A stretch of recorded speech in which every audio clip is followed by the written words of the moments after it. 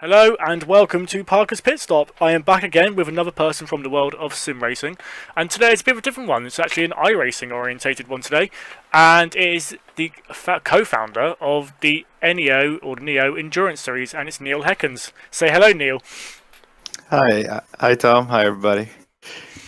Hello. So obviously Neo Endurance Series, and is obviously on iRacing, and I'm more used to doing R-Factor 2 or other sims here. But for you personally, where and when did sim racing begin? Oh, it started, I think, with GP2. My nephews played it, so I started playing as well. After GP2, I went on to GP3, and then GP4, of course, all on keyboard back then. Back then my nephew was he said, GTR2 is the next thing, so I tried that, but at that time it was a bit too hard for me. I think I was a bit too young for that, so I quit with it. But I never lost my passion for racing, and then all of a sudden I started picking up GTR2 again, and at that time iRacing started. I think that was in 2011. I started iRacing, and I've played iRacing since. iRacing actually really light up my passion for racing and in general, actually. So that's my history in a nutshell, actually. Lovely stuff. So obviously GTR2 back in the day, and now onto iRacing. Do you do a lot of racing yourself, or are all your efforts concentrated on running Neo these days, or do you still dabble? Oh I sorry. So I would love to race. Unfortunately, I don't have that much time anymore. Looking at my career in iRacing, you see a big decline in numbers of official races. So my first year, I was as a student, I did hundreds of races, but now I'm happy if I can do maybe 5 official races. So I don't have a lot of time, and if I want to race, I would like to prepare myself well. So I just pick mostly the more bigger races, and mostly endurance races to run.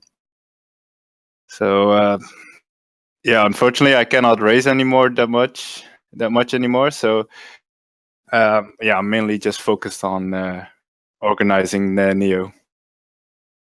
I mean, obviously, at least you get the time for a few little races, so nice to keep your skills up. And obviously, Mike will know as for well that I don't have much time myself anymore, so I can feel your pain on that one. So obviously, like I said, you are the co-founder of the Neo Endurance Series. How did that come about? And if you could just give a quick description for the people who don't really know what Neo is and how it all works. Yeah. So the Neo Endurance is it's a league run by me and founded by me and Egil Sandveld. How it all started. It's funny, actually. We Egil and I met each other on the track, so we raced each other during a world tour event in iRacing. It's a more endurance event organized by iRacing itself. And then I remember well, I had a problem with my brake, and he mentioned that to me. And after the race, we started talking, and we both realized like there's missing endurance racing in iRacing. Back at that time, there wasn't team racing yet, so the longest you could do was maybe 2 hours, 3 hours max. But there weren't a lot of races, so we started organizing races. First, when Neo started, we did some single events, each month or so, and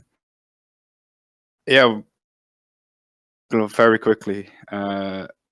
After these single events, we started a short season to develop ourselves again, and once team racing came to iRacing, it's already, I believe, 3 years ago, or maybe 4. then we could start doing these proper endurance races. So yeah, and what we try to do with our events is to give everybody the same experience as in real life. Like with we have live race control.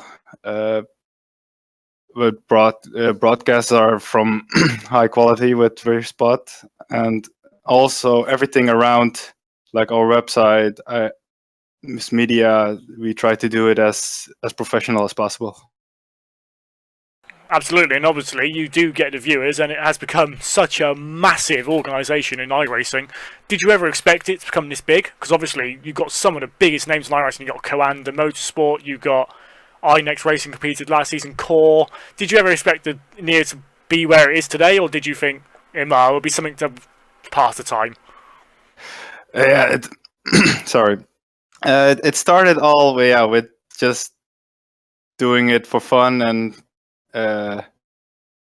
but we never expected to become it this big. It's truly amazing, and I think it also helped this. So the year we started doing these single events, iRacing decided to quit these world tour events. So that was a big advantage for us because there was a big hole and we jumped into it. But I never expected it to grow so quickly with all these big teams, indeed, like Coanda, Radicals, Core Sim Racing. And one of the things is a funny story. Once on the Sim Racing Expo, I would talk to the guys from Team Redline, and I was talking to Gregor Hutu, and he said that he wanted to join us in the first season, but unfortunately it was too late because the grid was already full. So that's one of the things that that I regret the most so far. Otherwise, it would be amazing to have a big team like Team Redline on our grid. But it is what it is, and I'm still hoping they would join us someday. Well, obviously, fingers crossed. I mean, obviously, if Coanda do keep winning races left, right, and centre in your top tier, they might have to try and come and do something about it. And obviously, Gregor Hutu is someone who's well known throughout the entire sim racing career, not just in iRacing. So, if he was quite interested, who knows what'll happen to you for the future? Absolutely, it's lovely. So, season 4 is your next one coming round the corner. Is there any new things being introduced this season, or is it going to be the same as season 3? There are not a lot of changes. What we each year, after each year, we try to evaluate. Or we don't try, but we evaluate basically everything. So all the rules, and now with the rules itself haven't changed that much this year. So that's a good sign, I think. We do have a big change in the cars and classes. So we always used to run 3 classes, but we went back to 2 now. And in the GTs, we are going to use the new GTE cars, so the Ford GT and the Ferrari 488. And in the prototype, we will still use the HPD. The reason we go from 3 to 2 classes is because the GTE cars and the GT3 cars are too similar in pace on the track, and it doesn't help anybody if the GT classes are going to have frustrating experience. So I think that was the biggest change. Another change is the change from Coda Circuit of the Americas to Road America.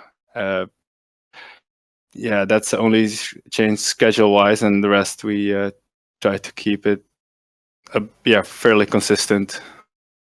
Well, absolutely. If it's not broke, don't fix it. So obviously season 3, massive success. Season 2, season 1 as well. We just want to build it up, and obviously fingers crossed it'll be going for the future as well. So obviously season 1, 2, 3, and 4 coming up this year. What's been your favourite moment so far in Neo's history? That's a difficult one. I think Yeah, there has been. I think my most favorite moment was the battle between Team Chimera and Radicals Online in, I believe, season 2 at Circuit of the Americas. They had a cracking battle, and they were side by side for, I think, almost a whole lap.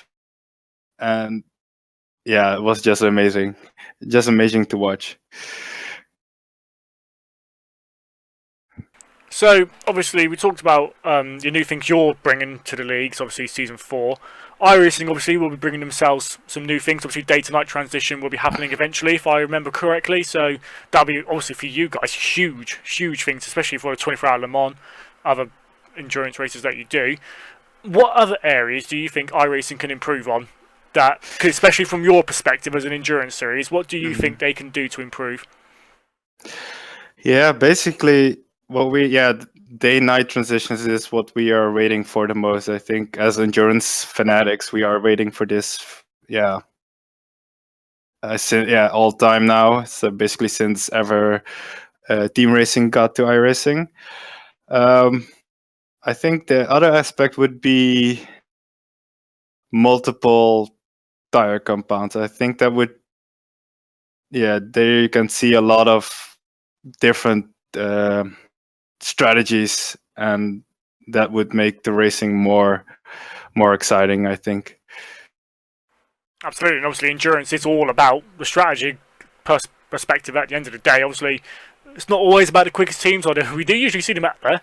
It is sometimes about the strategic element, and obviously if you, like I said, tyre compounds, maybe even rain, that would be a brilliant thing to bring into it. Obviously that would bring the true test of the driver's skill out in the rain. Yeah, you go ahead, you go. Yeah, exactly. Rain would also be an interesting thing to see, but I think should be baby steps. The way iRacing produces things is like, if they want to do something, they want to do it well. We have seen that also with the dynamic track surface. It took a while as well, but the way they do it, it's pretty amazing, I think. And also with day-night transitions, they want to do humidity, of course, and with the clouds, and air temperature drops, and so I think that's going to be one big project. But that's I lost my story. That's alright. It's still a nice expansion on the answer. Yeah. Obviously, like I've said quite a few times in the interview, you are iRacing based, and there's a lot of things going on. Would you ever expand to another sim? For example, R Factor 2, maybe a set of Corsa, some other sims? Is that iRacing just for now? Yeah, it's going to be iRacing for now. I think, we know what we're doing here, and on other sims there's a lot of competition with the VEC and race department LMS and many more endurance sims, endurance leagues. So we'll focus on iRacing now for at least the next couple of years, I think. Absolutely, and like I said before, if it ain't broke, fix it. Obviously, iRacing's where you want to go, and like you said, day-night transitions, other things, dynamic track surface being improved, as always, tyres, rain.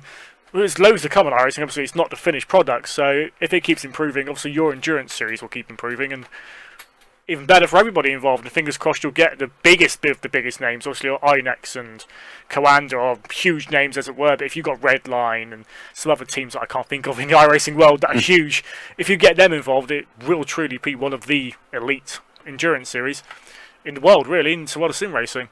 We'll go on to one more little question. What are you hoping for season 4? What's your dream for it to happen this year? I think my goal for this season personally is to get Neo to the next level. Behind the scenes, I've been busy with just improving a lot of aspects, a lot of processes to make everything more efficient. So I can have more time for other things as well. And also, just as a company-wise, I'm trying to start that up. So, yeah, mainly just take it to the next level and be even more professional. I think that's a very good thing to have. Any predictions for this season? Who do you think is going to win in the classes? You got any predictions? Because obviously you've got the entry list now, so we know who's going to be entered. Any predictions? Yeah, the entry list is not completely full yet, but we do have around 20 entries already. This weekend we will open up the registrations for all other teams. It's going to be hard to tell. I think GT will be very, very competitive. It's like teams like Kawanda, Core Sim Racing, MSP Phoenix Racing, Trustmaster Mivano. They will all be in GT, and there are many more strong teams that are wanting to join the party as well. So, Prototype is going to be less popular than it used to be, but I'm confident that we will have an exciting battle there as well. But I think GT class will be the place to be for the big names, and it will be really an exciting battle. Lovely stuff. So thank you very much, Niels. Obviously, everyone else, if you'd like some more information on the Neo Endurance Series, www.neo-endurance.com for some more info on the league. Thank you very much, Niels, for giving me the time of day to have a lovely interview. And it's been a real pleasure speaking to you. Yeah, thank you as well. That's no problem. So that was Niel Hekkens from NEO Endurance Series, all iRacing. If you are interested in other SimNews.TV publications, we have our YouTube page, we have our Facebook page, and our YouTube channel. If you are interested, we've got Super Cup show coming up tonight, I believe, and then we've got the Super League show from GPWC, iRacing Weekly. So if you guys are interested, have a quick look. I've been Tom Parker, and this has been Parker's Pitstop. Thank you very much.